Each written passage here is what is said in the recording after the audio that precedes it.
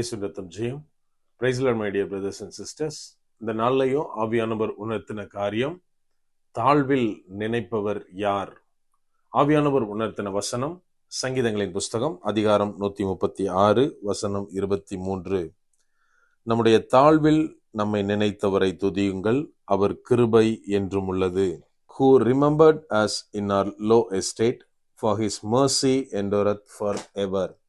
Psalms chapter 136 verse 23.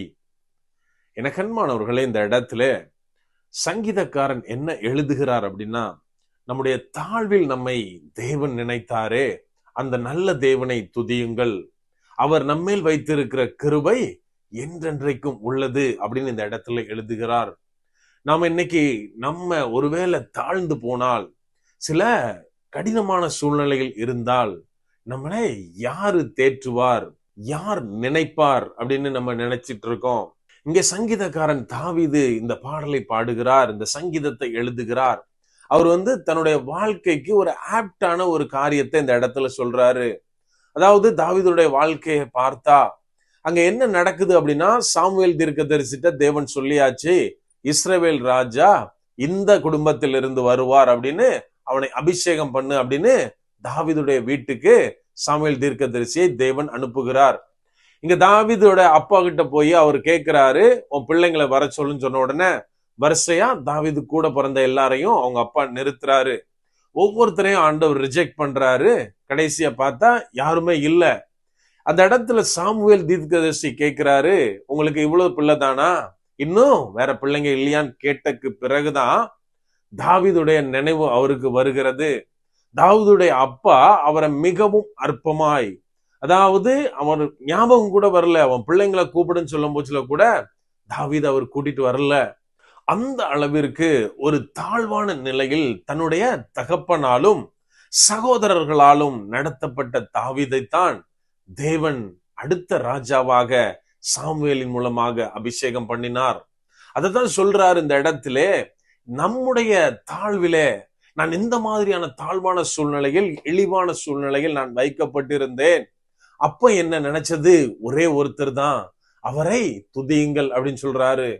இன்னைக்கு நம்ம அநேகர் சொல்றதை கேட்டிருப்போம், பிரதர் என் வாழ்க்கையில எல்லாம் முடிஞ்சு போச்சு பிரதர், நான் எதுவுமே இல்லை, எல்லாராலும் கைவிடப்பட்ட சூழ்நிலையில் நான் சாவோட விளிம்புல நின்றுட்டு இருந்தேன், சூசைட் பண்றதுக்காக போயிட்டு இருந்தேன், அவ்வளவுதான் என் வாழ்க்கை முடிஞ்சதுன்னு எல்லாராலும் கைவிடப்பட்டனால ஈவன் எனக்கு பிரேயர் பண்றதுக்கு கூட யாருமே இல்லை அப்படின்ற ஒரு சூழ்நிலையில என் வாழ்க்கையை முடிக்க போன தருணத்துல தேவனுடைய கரம் என்னை தாங்கியது, தேவனுடைய வார்த்தை என்னோடு பேசியது, என்னை அவர் அணைத்து கொண்டார், மேலே எடுத்தார்.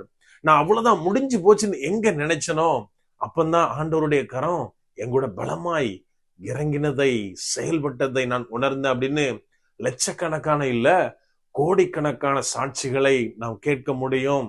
எனக்கு அன்பானவர்களே, ஒரே ஒரு காரியம்தான், இந்த உலகம் எப்படின்னா, நம்ம கையில எல்லாம் இருக்கும் போச்சுல, பினான்சியலா நம்ம பெரிய ஆளா இருக்கோம், ஒரு கம்ஃபர்டான ஜோன்ல இருக்கோம் அப்படின்னா, சொந்தக்காரங்களா இருக்கட்டும், கூட இருக்கிறவங்களா இருக்கட்டும், நம்ம கூட இருப்பாங்க, எதுக்குனாலும் சரி நம்மளை தேடுவாங்க. ஆனா கொஞ்சம் யோசித்து பார்க்கணும், நம்ம நிலைமை தாழும் போது, நான் ஒரு கஷ்டமான சூழ்நிலையில போகும்போது நிறைய பேர் ஈவன் நம்மள மறந்துருவாங்க. அது என்ன காரியமா இருந்தாலும் சரி, ஒரு இன்விடேஷன் கொடுக்கறதுக்கு கூட நாம அவங்களுக்கு ஞாபகம் வரமாட்டோம்.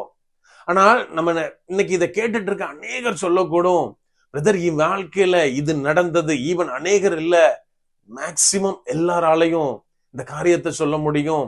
நான் ஒரு காலத்துல தாழ்ந்து போயிருந்தேன், எல்லாராலும் மறந்த நிலையில இருந்தேன், அப்போ ஒரே ஒருத்தர் என் கூட இருந்தாரு, அவர் இயேசு கிறிஸ்து.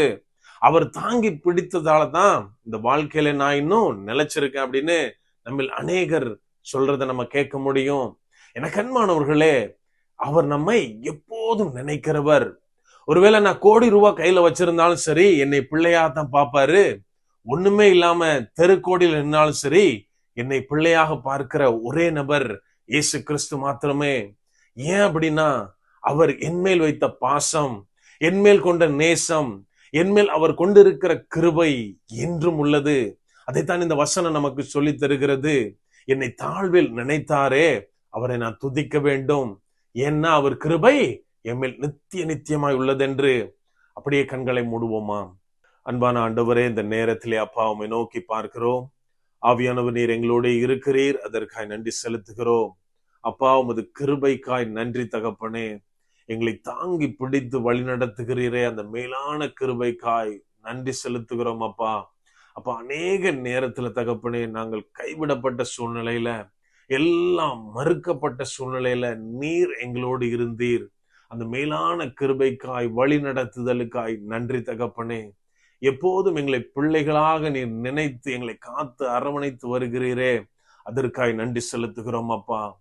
முற்றிலுமா எங்களை தாழ்த்தி ஒப்பு கொடுக்கிறோம். மீட்பர் இயேசுவின் மூலம் ஜெபிக்கிறோம். ஜெபம் கேளும் எங்கள் நல்ல பிதாவே. ஆமென். God bless.